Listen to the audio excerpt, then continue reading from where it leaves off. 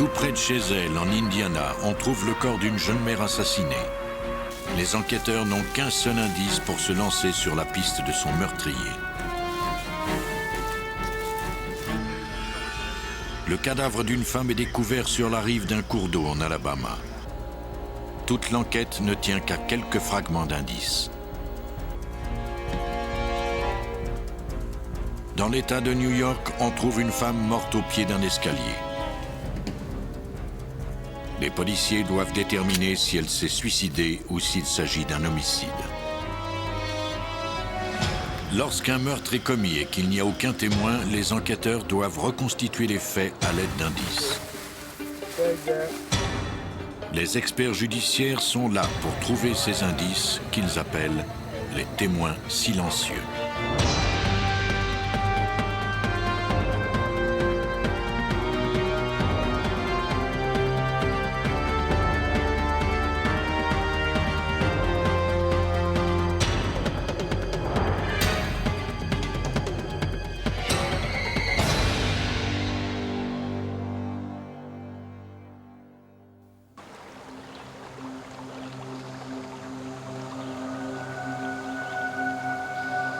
La ville d'Elkhart, en Indiana, doit son nom à la rivière qui la traverse.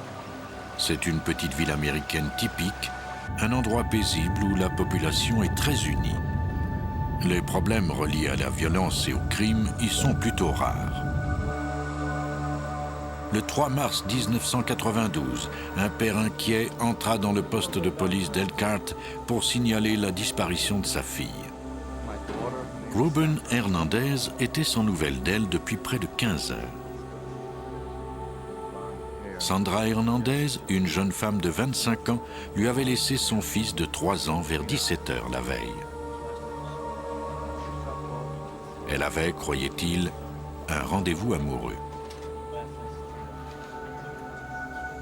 Elle lui dit au revoir après lui avoir promis de revenir 2 heures plus tard pour reprendre l'enfant. Ruben et sa femme adoraient passer du temps avec leur petit-fils et ils étaient heureux de voir que Sandra commençait à reprendre goût à la vie. Elle venait de mettre fin à une relation tumultueuse avec le père de son enfant, un homme très possessif.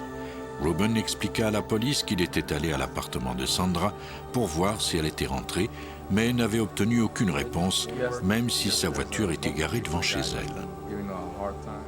Devant l'inquiétude de M. Hernandez, le lieutenant Tom Cutler de la police d'Elkhart ouvrit aussitôt une enquête sans attendre le délai habituel de 24 heures dans les cas de personnes disparues. Cet homme était non seulement très inquiet pour son petit-fils, mais aussi préoccupé par la disparition de sa fille. Il était sûr qu'elle n'aurait pas abandonné ainsi son enfant sans tenter de reprendre contact avec lui. Immédiatement après avoir envoyé la description de Sandra aux services de police locaux, les policiers entrèrent en contact avec son ex-petite amie. Sean Parks déclara ne rien savoir de la disparition de Sandra.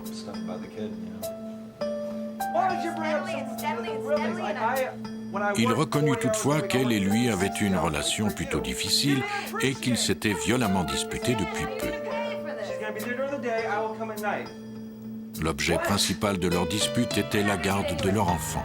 Sandra avait juré de ne pas lui laisser son fils. Malgré ces tensions, Parks insista sur le fait qu'il n'aurait jamais fait de mal ni à son ex-petite amie, ni à leur fils. Le soir de la disparition de Sandra, il déclara qu'il était à son lieu de travail. Bien qu'il fût coopératif, les enquêteurs savaient par expérience que les disputes entourant la garde des enfants finissent parfois mal. Nous avons vérifié à son lieu de travail et appris qu'il n'avait pas quitté les lieux de la soirée. Nous n'avions donc aucune raison de croire qu'il était entré en contact avec Sandra Hernandez au cours de cette soirée. Une fois ce suspect éliminé, les enquêteurs devaient maintenant examiner la possibilité que Sandra ait quitté la ville de son propre chef. Même si cela semblait invraisemblable, il fallait en être sûr. Ils allèrent à l'appartement de la jeune femme pour examiner les lieux. Ce qu'ils découvrirent alors ne fit qu'appuyer davantage la thèse du meurtre. Tous ses vêtements étaient là, et sa valise était toujours rangée dans un placard. Hey, Jim. Dans la cuisine, les détectives découvrirent un pot contenant 230 $ en argent liquide. Le permis de conduire de Sandra se trouvait également dans le pot, de même que plusieurs autres documents personnels. Rien ne semblait indiquer qu'elle s'était préparée à quitter les lieux définitivement.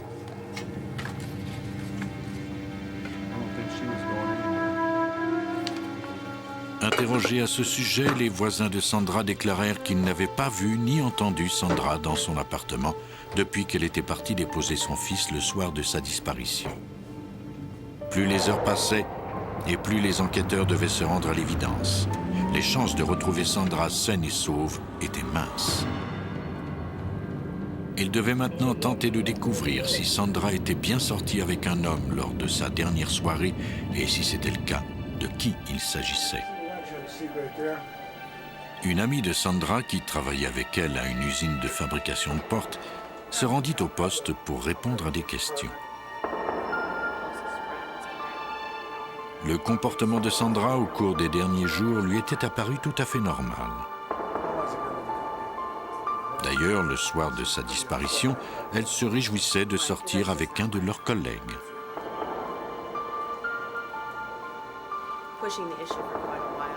Cet homme, Rick Joyner, était livreur. Il s'était lié d'amitié avec Sandra depuis quelque temps.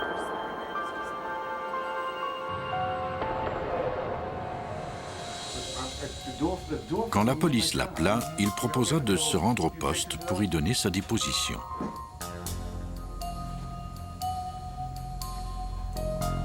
Dès qu'ils le virent, les enquêteurs remarquèrent des égratignures récentes sur son visage et ses mains. Joyner déclara qu'il s'était blessé lorsqu'une porte était tombée sur lui au travail.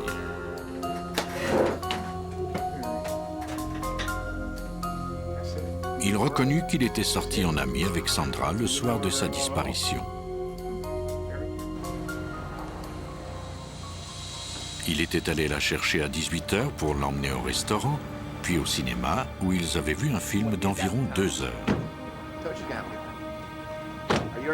Il l'avait ensuite déposé vers 21h30. Sandra était pressée d'aller chercher son fils. Il l'avait vu monter à bord de sa voiture et partir. Il ne l'avait pas revu depuis.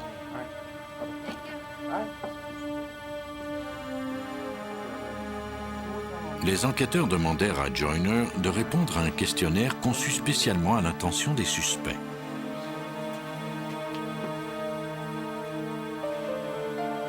Comme le détecteur de mensonges, ce type de questionnaire permet aux enquêteurs d'analyser les réactions d'un individu lorsqu'il ment ou se contredit. Ce questionnaire est un document que nous remettons aux suspects et qui contient des questions précises. Ils doivent y répondre dans leurs propres mots. C'est comme une sorte d'interrogatoire informel. Les informations que nous donne le suspect sont souvent très révélatrices. Les enquêteurs analysèrent les réponses de Joyner. En examinant les allées et venues de Sandra peu avant sa disparition telles que les décrivait le suspect, le lieutenant Cutler trouva immédiatement une contradiction. Dans une partie de sa déposition, il avait dit qu'il l'avait laissée à son appartement, qu'elle était montée à bord de son auto et était partie. Pourtant, sa voiture était toujours là et ses voisins avaient tous affirmé que personne n'était venu au cours de la soirée. Cela nous a amenés à croire que cette portion de son récit n'était pas vraie.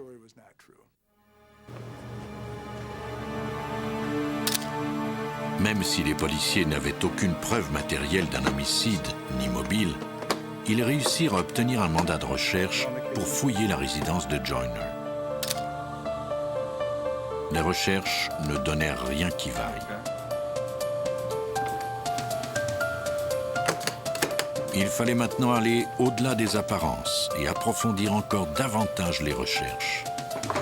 Ils recueillirent des articles de cuisine d'usage courant, dont un sac à ordures trouvé dans la cuisine de Joyner et qui semblait taché de sang. Des analyses subséquentes révélèrent toutefois que la substance n'était pas d'origine humaine.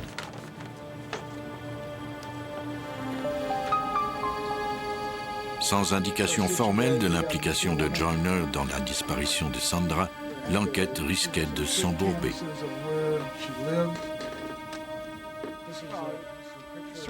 Malheureusement, nous ne savions pas quoi penser de lui. Nous avions l'intuition qu'un homicide avait été commis. Mais il nous était aussi déjà arrivé de voir des gens disparaître dans la nature pour des raisons inconnues, puis rentrer. Cette fugue nous préoccupait énormément et nous craignions de retrouver la jeune femme morte. Le 15 avril 1992, soit 1 mois et demi après la disparition de Sandra Hernandez, leurs pires craintes prirent forme. Un fermier du comté voisin de La Grange, dans l'Indiana, fit une découverte macabre, celle du corps d'une jeune femme.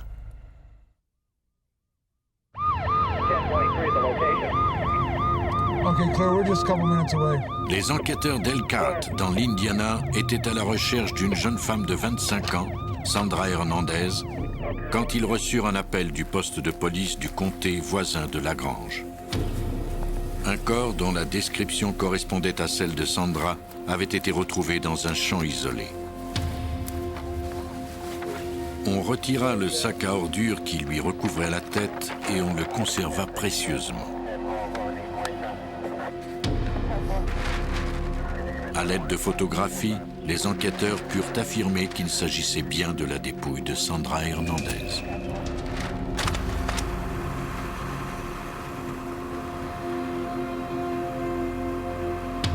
Les policiers commencèrent à fouiller la scène à la recherche d'indices utiles.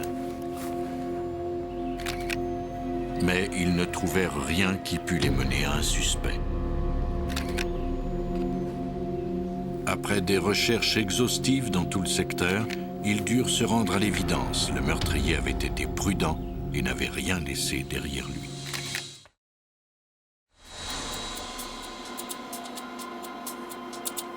Lors de l'autopsie, le médecin légiste constata que Sandra avait été étranglée à main nue.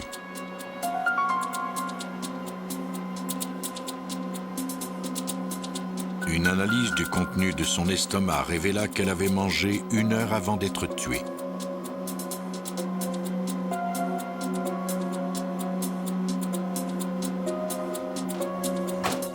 Cette analyse démontrait que l'alibi de Ricky Joyner ne tenait pas la route. Sandra n'avait pas pu passer 2 heures au cinéma après avoir mangé avec lui, comme il l'avait déclaré. Mais pour démontrer qu'un homicide avait été commis, les enquêteurs devaient trouver autre chose que ces quelques contradictions. Ils devaient prouver la présence de Joyner sur la scène du crime. Mis à part un simple sac à ordures trouvé dans l'appartement du suspect, il n'avait toutefois pas grand-chose. Finalement, ce sac s'est avéré plus important que tout ce que nous avions recueilli. On avait trouvé un sac sur le corps. Le technicien de la police d'État a décidé de l'envoyer au laboratoire. En discutant avec les analystes, ils se sont rappelés qu'ils disposaient d'un sac identique qui provenait de l'appartement de Joyner, le suspect. Ils ont décidé de comparer les deux. On fit parvenir les 2 sacs à John Vanderkolk du laboratoire judiciaire de l'État de l'Indiana. Bien que les chances de réussir le test fussent très minces, on lui demanda de tenter de vérifier si les 2 sacs provenaient d'un même morceau de plastique. Pour commencer, l'expert en examina les caractéristiques communes.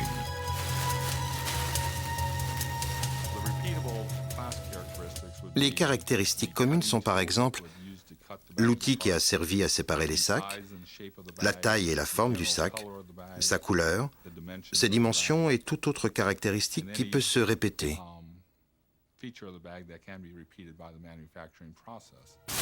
En observant les sacs à travers un rayon lumineux, Vanderkolk constata que les variations de teinte, les impuretés microscopiques et les traces d'étirement étaient identiques. Il poursuivit son analyse en aboutant les 2 sacs. Les marques d'outils créées lors de la séparation des sacs au cours de leur fabrication correspondaient parfaitement d'un sac à l'autre. Van der Kolk était persuadé que les deux sacs provenaient de la même pièce de plastique. De fait, ils provenaient du même rouleau. La couleur ne différait absolument pas d'un sac à l'autre. On y retrouvait les mêmes impuretés et les mêmes marques causées en détachant un sac de l'autre, le long du pointillé. Du bas du premier sac, celui qui avait servi à couvrir la tête de Sandra Hernandez, au haut de l'autre sac, celui qu'on avait trouvé chez Ricky Joyner, c'était comme s'il n'y avait pas eu de coupure. Toutes les marques et les impuretés se poursuivaient d'un sac à l'autre d'une façon cohérente.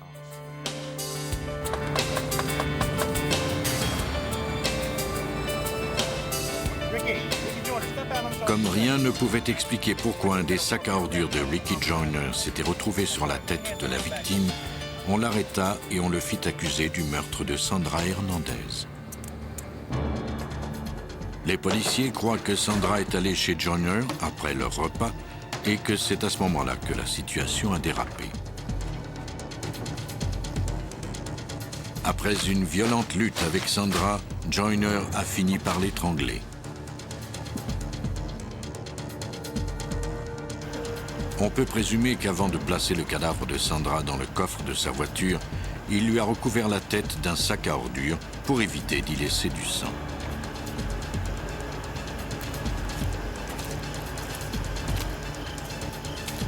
Il s'est ensuite rendu à Lagrange County, où il a abandonné la dépouille dans un champ isolé.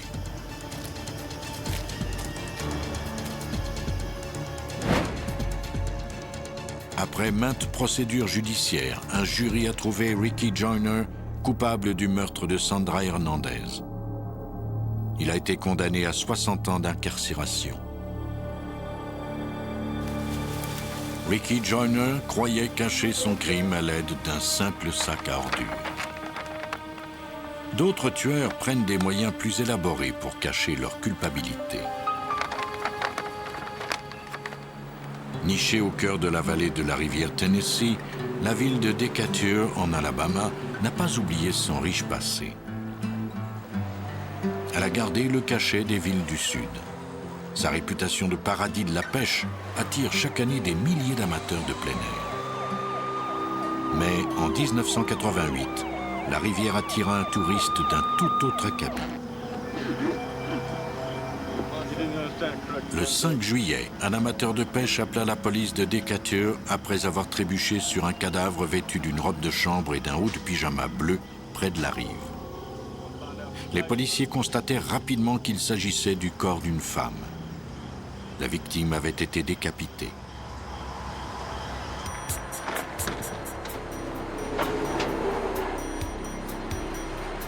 Après avoir délimité un périmètre de sécurité, les enquêteurs se mirent à la tâche. Ils cherchaient des indices sur l'identité de la victime. En la décapitant, le tueur cherchait sans doute à empêcher les enquêteurs de remonter jusqu'à lui.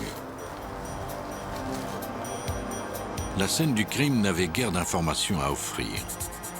Il y avait quelques taches de sang sur des pierres du sentier. Apparemment, le tueur avait traîné le corps de la victime à travers la végétation. Il y avait tout lieu de croire qu'elle avait été tuée ailleurs avant d'être laissée au bord de cette rivière. Il n'y avait aucune trace de pneu ni aucun autre indice pour identifier le meurtrier. Le sergent John Boyd du service de police de Decatur ne pouvait compter que sur les empreintes digitales de sa victime pour découvrir son nom. Nous avons contacté plusieurs services de police pour identifier le corps à partir de ces empreintes digitales. Nous avons vérifié dans nos fichiers, puis dans ceux de Huntsville, mais nous n'avons rien trouvé.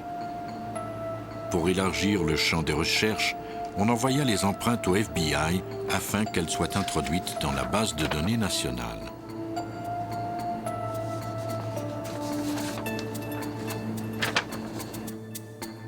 Entre-temps, les enquêteurs espéraient que l'autopsie de la victime leur permettrait de découvrir la cause de sa mort.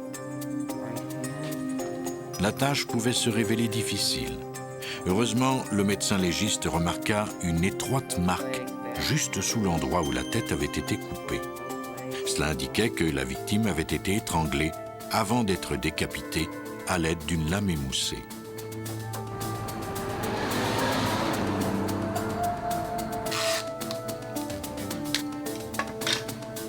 On envoya le haut du pyjama et la robe de chambre au service judiciaire de l'Alabama.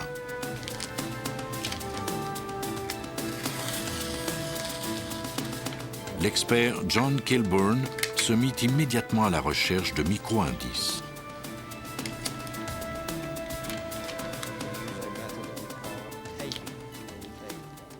On colle le côté adhésif d'un ruban de cellophane sur le vêtement.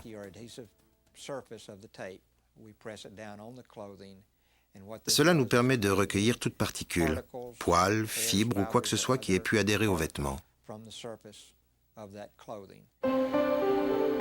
Kilburn trouva un nombre substantiel de poils ainsi qu'un assortiment de fibres synthétiques rouges et noires. Avec ses 20 années d'expérience, Kilburn se doutait bien d'où pouvaient provenir ces fibres. Certaines des fibres étaient particulières en ce sens qu'elles étaient recouvertes d'une sorte de colle. Il m'était déjà arrivé de trouver des fibres comme ça par le passé. Chaque fois, c'étaient les fibres de la moquette d'une voiture et celles du coffre arrière.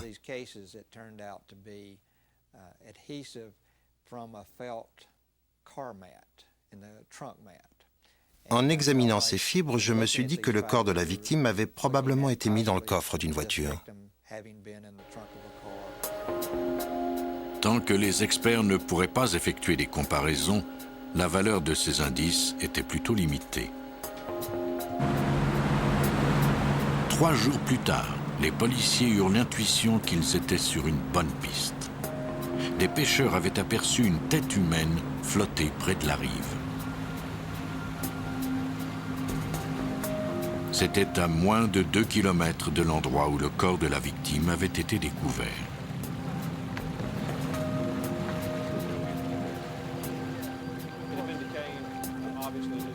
Évidemment, la tête s'était dégradée au cours des 3 derniers jours, sinon plus, et il s'en dégageait une odeur pestilentielle.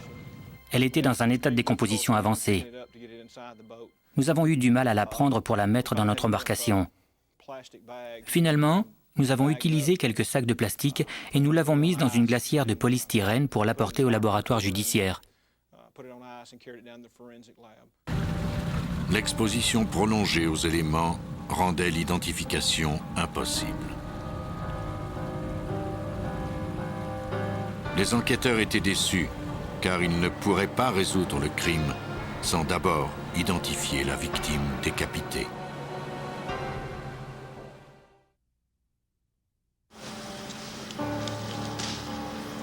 L'enquête entourant le meurtre d'une femme décapitée dont le corps avait été retrouvé près de la rivière Tennessee ne progressait pas beaucoup.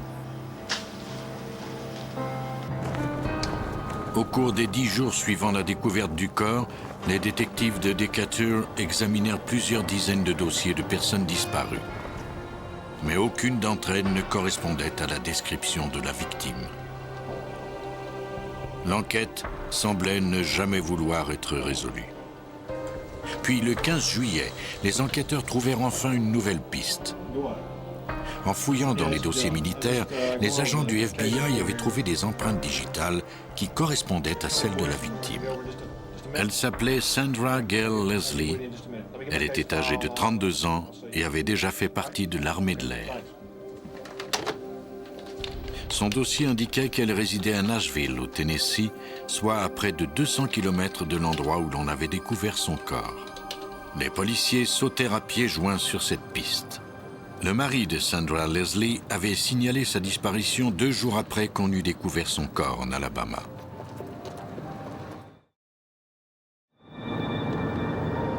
Des enquêteurs de Decatur se rendirent au Tennessee où ils unirent leurs efforts à ceux des autorités de Nashville.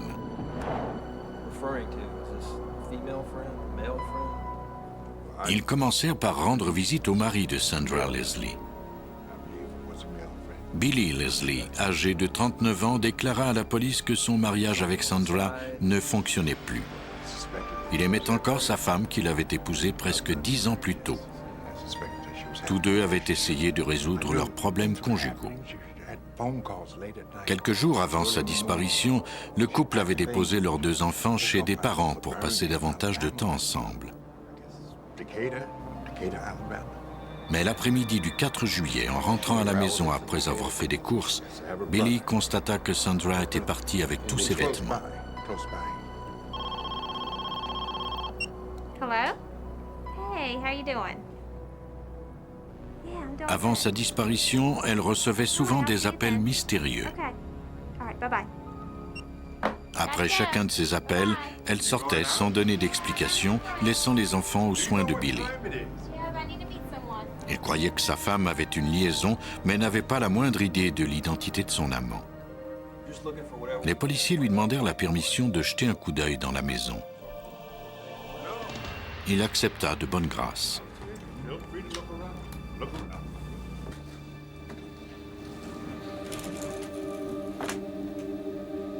À leur grand étonnement, ils découvrirent que sa déclaration contenait des incohérences. Le sergent Robert Moore du service de police de Nashville participait à cette recherche.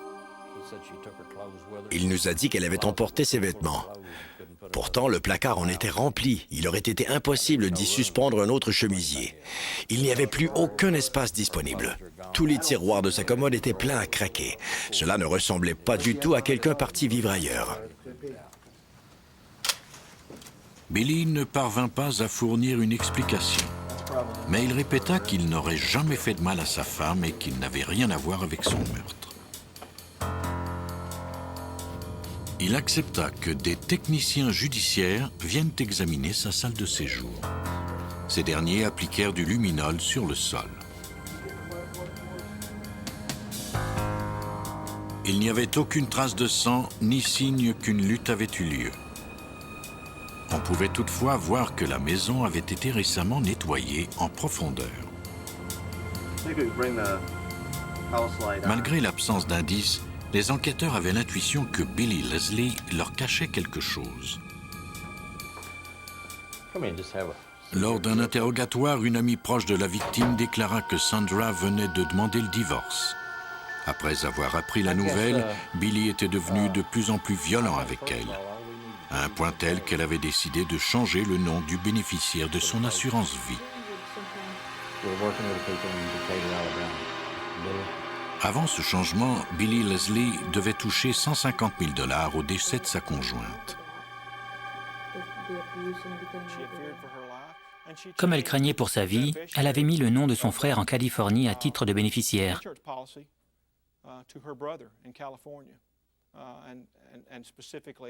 De plus, elle s'était assurée que l'on s'occuperait de ses enfants s'il lui arrivait quelque chose. Billy ignorait qu'il n'était plus le bénéficiaire de cette assurance. Il était possible que cet argent ait été le mobile du meurtre. Pour les enquêteurs, il était évident que Billy Leslie avait beaucoup à gagner de la mort de sa femme. Mais jusqu'à maintenant, il ne s'agissait là que de preuves indirectes.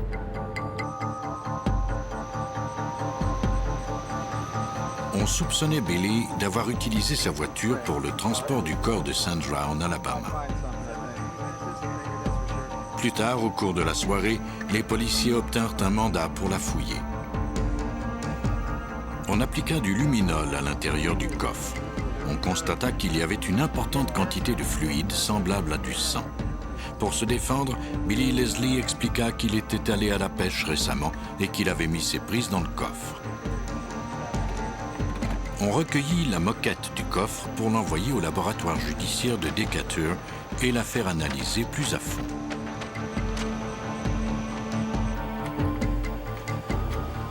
Après que les analyses sérologiques eurent démontré que le sang dans la voiture n'était pas du sang de poisson comme Billy Leslie l'avait déclaré, l'analyste John Kilbourne du service judiciaire de l'Alabama examina plusieurs dizaines de poils et de fibres recueillis sur la moquette.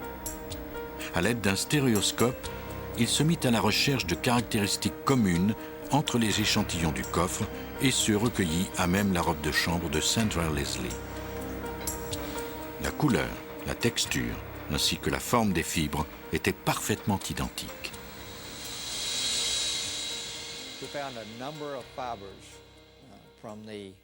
De nombreuses fibres trouvées sur les vêtements de la victime étaient identiques à des fibres prélevées dans le coffre de la voiture, de même qu'à d'autres fibres de la moquette.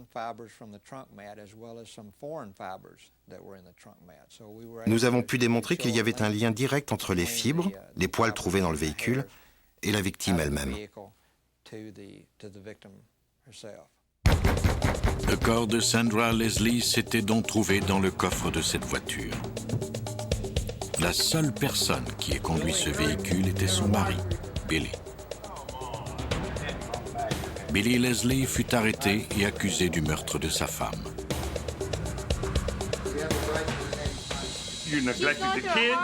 Il était sans doute convaincu qu'il avait plus d'intérêt à tuer sa femme avant que le divorce ne soit prononcé. Le 4 juillet 1988, après une violente dispute, Billy a pris la décision d'assassiner sa femme. Après l'avoir étranglée, il a mis son corps dans le coffre de sa voiture, déterminé à s'en débarrasser au bord de la rivière Tennessee, à Decatur, en Alabama. Il ignorait que les empreintes de sa femme faisaient partie de son dossier militaire. Il croyait qu'en lui coupant la tête, on ne pourrait pas l'identifier.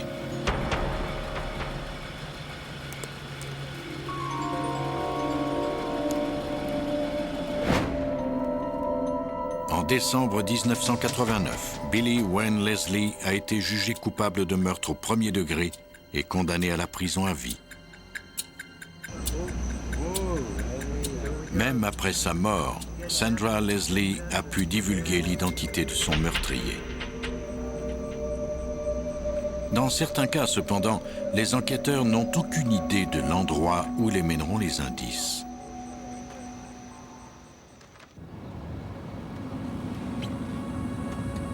Lake Grove, dans l'État de New York, est un endroit rêvé où vivre.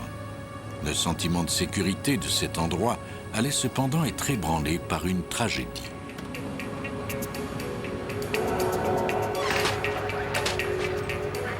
Le 7 avril 1994, on dépêcha des policiers et des ambulanciers à la résidence d'un homme de 47 ans, Stuart Kovacs.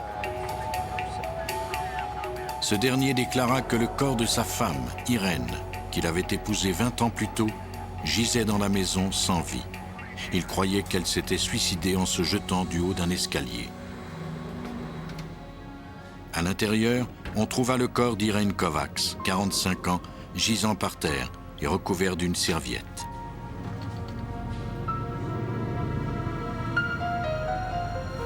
Ses cheveux étaient encore humides, ce qui indiquait qu'elle avait pris sa douche peu avant le drame. L'ambulancière remarqua des blessures sur son corps ainsi qu'une coupure à la lèvre. Tout près se trouvait un contenant d'additif à essence vide. On trouva une grande quantité de cet additif dans la bouche de la victime.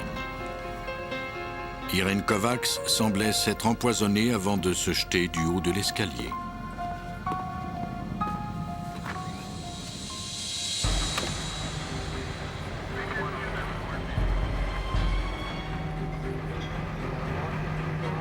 Stuart Kovacs déclara qu'il travaillait dans le garage quand il s'était coupé avec un outil électrique. Il était entré pour chercher du sparadrap. C'est alors qu'il avait découvert le corps de sa femme sur le sol. Pris de panique, il avait composé le numéro du service d'urgence, puis il était allé dans la chambre à coucher y prendre une serviette pour la recouvrir après avoir nettoyé sa blessure. Sur leur lit, il avait découvert une lettre d'adieu de sa femme sous la Bible familiale. Conformément à la procédure, des enquêteurs du service des homicides furent dépêchés sur les lieux. L'équipe pénétra dans la maison munie d'une caméra vidéo. Les membres de l'équipe furent presque immédiatement frappés par l'apparence de la victime. Le lieutenant John Girash du service de police de Suffolk County nous raconte. Il était plutôt inusité qu'une femme souhaite qu'on la trouve nue. Ce fait en lui-même ne prouvait pas qu'il s'agissait d'un meurtre déguisé, mais c'était le type de circonstance qui nous incitait à approfondir l'enquête.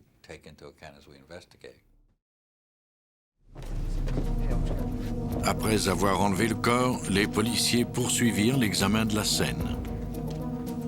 À l'étage, ils remarquèrent que le mur avait été défoncé à la hauteur des chevilles. C'était comme si on y avait donné un coup de pied, soit au cours d'une lutte, soit dans un mouvement de colère. Comme cela pouvait être important, on photographia le mur de même que tout le coin et le reste de la scène. Peu de temps après avoir appris la mort d'Irene Kovacs, son fils de 19 ans se rendit au poste pour parler au détective.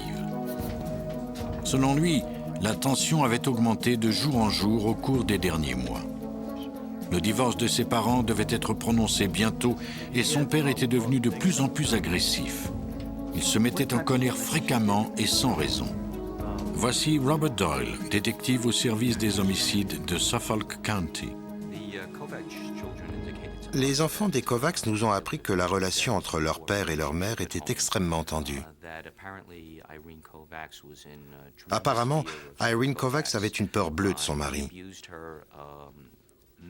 Il était violent avec elle, plutôt en parole cependant.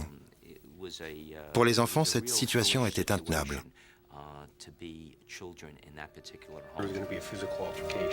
Le fils Kovacs ajouta que la veille de la mort de sa mère, elle paraissait tout à fait normale et heureuse. Elle ne semblait pas dépressive ni suicidaire. Pour les détectives, l'enquête entourant ce suicide avait généré plus de questions que de réponses. Irene Kovacs ne semblait pas du genre à se suicider. Les circonstances entourant sa mort exigeaient qu'on s'y attarde un peu.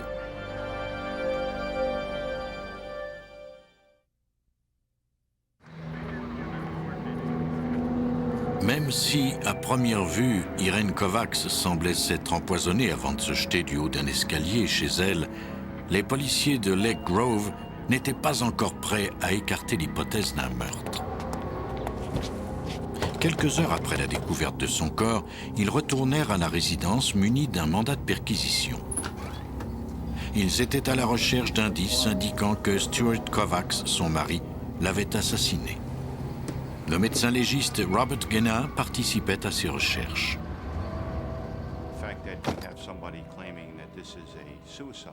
L'hypothèse du suicide avancée par le mari s'insérait mal parmi les morceaux de puzzle dont nous disposions. Nous devions nous concentrer sur les preuves matérielles, soit pour corroborer cette hypothèse, soit pour l'écarter.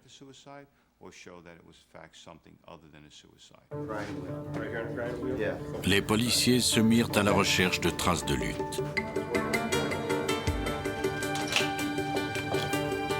Bien que Kovacs ait déclaré s'être coupé le doigt accidentellement avec un de ses outils, les policiers croyaient qu'il avait pu se blesser au contact d'une dent, par exemple. Mais conformément à ce que le suspect avait déclaré, on trouva des traces de sang à l'endroit où il disait s'être blessé.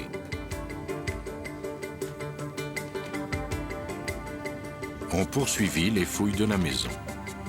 Dans la salle de bain à l'étage, les policiers trouvèrent d'autres traces de sang sur le couvercle de la toilette. Une serviette dans le lavabo semblait aussi tachée de sang. Kovacs déclara que c'était le sang de sa blessure. Les enquêteurs recueillirent tous ces indices.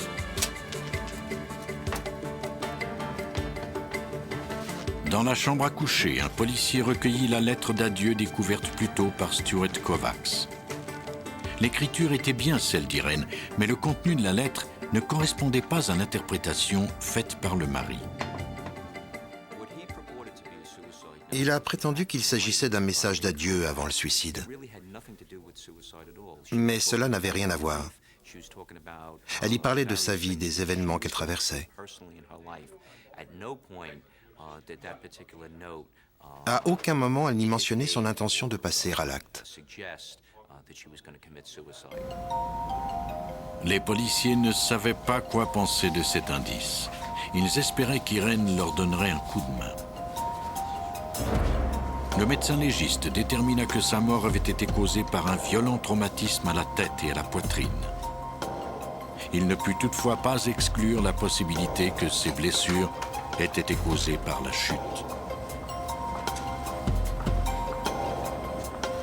On recueillit des échantillons de sang et de tissus humains pour les envoyer au laboratoire judiciaire de Suffolk.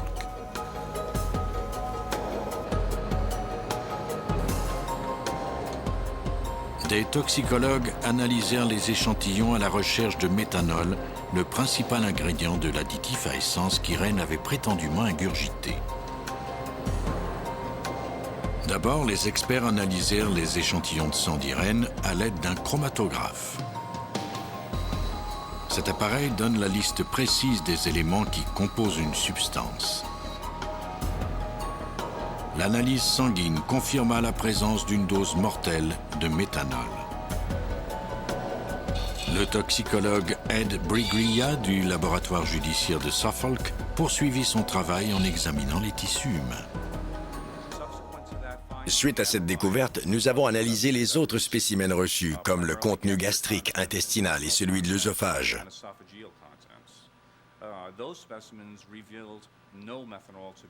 Dans ces échantillons, il n'y avait aucune trace de méthanol, ce qui était en contradiction totale avec l'hypothèse que Mme Kovacs en ait bu avant sa mort.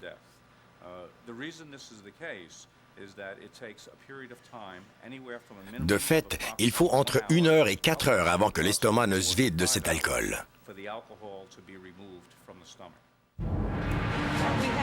Le fait qu'on ait trouvé du méthanol dans le sang, mais non dans les tissus, indiquait aux experts que l'additif avait seulement été absorbé par la peau d'Irène.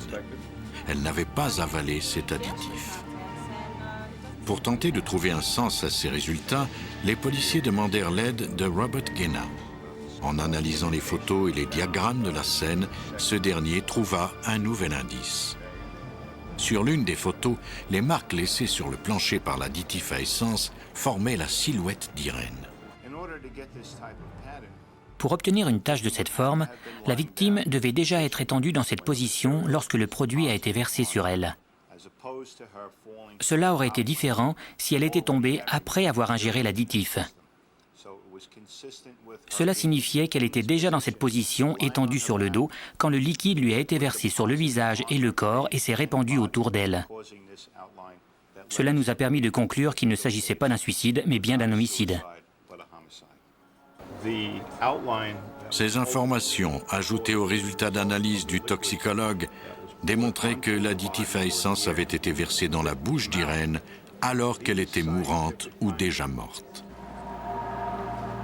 Pour conclure cette enquête, les détectives devaient toujours trouver des traces de lutte.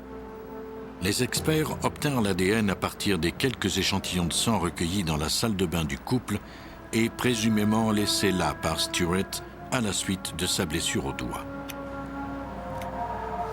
L'analyse démontra que Stewart avait menti. Le sang dans la salle de bain était celui d'Irène.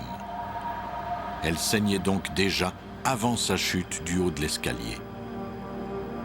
Pour les enquêteurs, c'était la preuve formelle que Stuart Kovacs avait tué sa femme.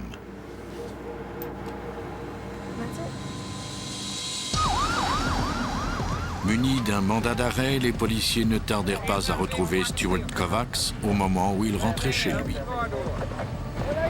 Il fut mis en détention provisoire pour meurtre. Les enquêteurs croient qu'après s'être attaqué à Irène alors qu'elle sortait de la douche, Stuart Kovacs l'a forcée à sauter du haut de l'escalier. Il lui a ensuite versé de l'additif à essence dans la bouche pour qu'on croie à un suicide. Puis, après s'être blessé au cours de l'opération, il est allé tacher de son propre sang les outils dans le garage. Le 17 décembre 1996, on trouva Stuart Kovacs coupable de meurtre au second degré. Il a été condamné à 20 ans d'emprisonnement.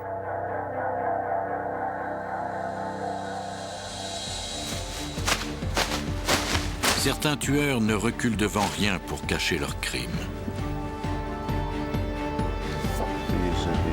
Lorsqu'il n'y a pas de témoins, Les enquêteurs doivent recueillir le maximum d'indices pour découvrir l'identité d'un meurtrier.